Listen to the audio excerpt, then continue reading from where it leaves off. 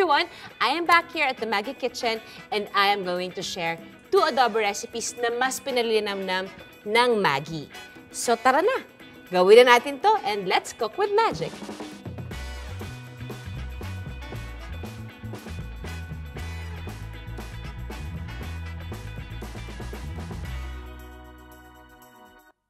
We all love a good home-cooked meal, especially when it's made with lots of love and of course, a lot of magic. Siyempre, gustong-gusto natin yung nasa kusina, nagluluto, good mood, importanteng nasa good mood ka. Dahil dyan, meron akong 2 klaseng recipes na share. I'm talking about chicken and pork adobong puti and fried rice with lots of adobo flakes. Meron tayong, of course, chicken parts. I have here legs, wings, and I have here pork cubes. I have here, of course, garlic. We have our suka. Of course, very important is our black peppercorns, bay leaf, chili, it's optional. And ang pinaka-importante nating ingredient for today is, of course, our Maggie Magic chicken cubes. You can either sprinkle it here sa ating protein and let it marinate for a few minutes, or you can just put it straight to your pot. So we start with the fatty parts. Siyempre, kung ano yung pinakamataba, yun ang ilalagay natin sa ilalim. Marami akong tabang nilalagay kapag nag-aadobo ako. Kasi napakasarap naman talaga yung linamnam ng mantika ng baboy, di ba? Lalo na kapag kayong nakapangatlong init na yung adobo. So, eto yung susubukan natin i-achieve for this episode. And since natapos na natin i-sear ang lahat ng proteins natin, it's time to add in our aromatics. One tip is, of course, mas maganda talaga na bago nyo gamitin yung garlic, tsaka nyo lang siya ipapound. Kasi para mas fresh yung labas ng flavor niya. Sinisier ko pati yung peppercorns for the simple reason na mas lumalabas yung natural flavors ng peppercorns and at the same time, nabubuhay yung lasa niya since dried na siya, hindi na siya fresh. Kasi nga dried, di ba? And of course, I also like to add in my bay leaf. We have our suka. Ibabalik na natin ang ating proteins, our chicken and pork. And ilalagay na natin ang rest ng ating suka.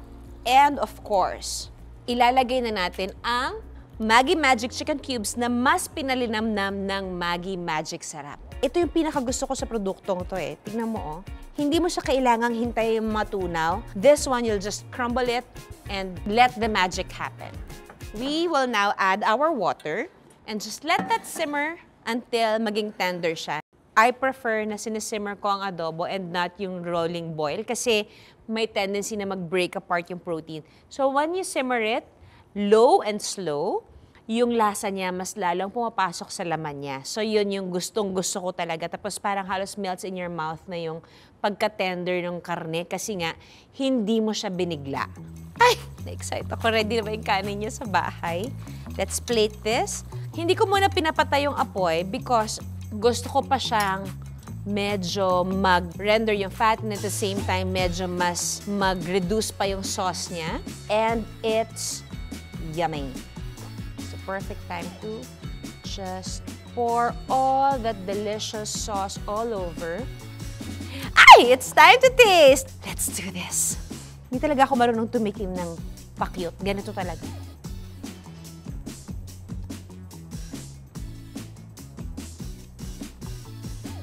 Itong recipe na to, you have to try this at home because this is something na super easy to make and at the same time, in fairness, hindi lang tasting ang ginagawa ko. Pinapangas ko na siya ng bongga.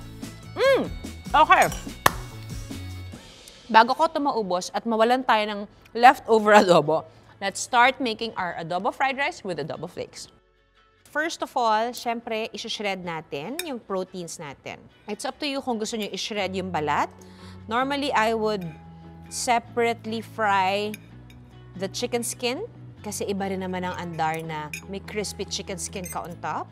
Bago natin siya i-fry, we will be using, of course, our Maggie oyster sauce para talaga mas nuot na nuot ang lasa sa ating adobo. So, bakit natin siya sasama dito sa shredded pork and hindi sa pan mismo? Because malaki ang factor, may tendency na sunog na yung oyster sauce pero hindi pa nagki-crisp up yung proteins natin. So you want na evenly distributed yung oyster sauce sa bawat hibla ng ating flakes kasi para talagang malasa siya. So, add some oil. You just want to add it there. Again, on simmer or low heat. And you just want to keep on mixing para hindi mag-caramelize agad yung oyster sauce. Patience is a virtue. Especially kapag nag-crisp up kayo ng adobo. You want it to be perfect. You want that golden brown goodness. And syempre, kung i-crisp up nyo siya, kailangan matawid nyo yung word na crisp. So kaya dapat patient tayo sa part na to. So habang hinihintay natin na mag-brown and crisp up itong ating flakes, let's go ahead and make our fried rice. Napaka-simple lang. Papainitin muna natin ang ating sabaw or sauce ng adobo. And then, that's the time that we'll add our day-old rice. Para simula pa lang, na-layer nyo na yung lasa. You can add egg here. You can add onion leeks or more garlic if you want. Dagdagan natin ng sauce ng adobo natin. Of course, we'll add now our garlic para lang mabuhay siya. Gusto ko siyang nilalagay habang mainit yung pan para nabubuhay yung lasa ng garlic. Pero hindi siya papait. Kasi hindi naman direct heat. And then, of course, our Maggi Magic Sarap. Idadagdag natin para lang talagang mas dama mo ang magic ng Magic Sarap. Because a little pack goes a long way. Ay, ang bango na amoy ko yung garlic. Para lang mas maging fresh yung lasa niya, we'll add our spring onions, just a bit. Masarap to ng may itlog sa ibabaw. Tapos yung paligid doon sunny side up, yung crispy. Pang hangover yon direct. Actually, ang idadagdag ko na lang is freshly ground black pepper. Gusto ko lang mabuhay yung lasa ng pepper na galing sa adobo. Ang hinahabol naman natin dito sa adobo is basically just to brown it. And you see, when you cook it over low fire, hindi siya nasusunog. Even yung browning niya. And at the same time, yung pagkalutong niya or yung pagka-crisp up niya, tama. Hindi yung malasado, hindi yung pinilit na maging malutong. Our adobo flakes is done. It's crispy, brown na siya, perfecto. It's time to plate.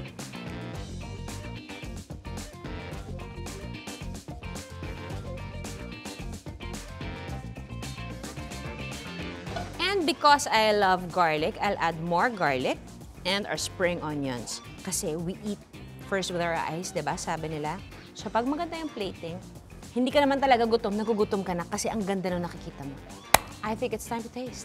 Let's taste this. So unahin natin ang itlog. Wow! Look at that! Dami ko na naman sinasabi. Madadaldala na naman kayo sa akin. We'll get konting egg. We'll get konting egg. Kumonyo ako na. May konting flakes, garlic. Eto na to, oh. Agad-agad. May masarap idagdag dito. May nakita ako dyan.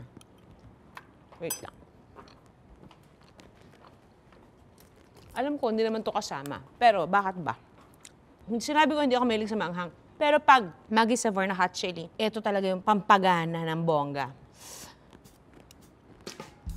Ay! Oh, wala na. Nananalo na. Ito na to, Day. So, please try this recipe at home. Even if you're a newbie cook or hindi ka talaga mahilig magluto ng kahit na ano. So, saan pa nga ba pinakamaganda kumuha ng classic adobo recipe kung hindi sa Maggi Philippines? And there you have it. 2 recipes in 1 episode. Very simple. Something na talagang maipagmamalaki ninyo sa mga pamilya ninyo. And at the same point, pagdating sa luto sa bahay at pagdating sa kusina, magic happens when you're in the kitchen. When it's full of love, it's full of laughter. You can share it with your family. I'll see you again next time for another episode here at Maggi Magic. Join me again for another episode here at the Maggi Magic. One eternity later.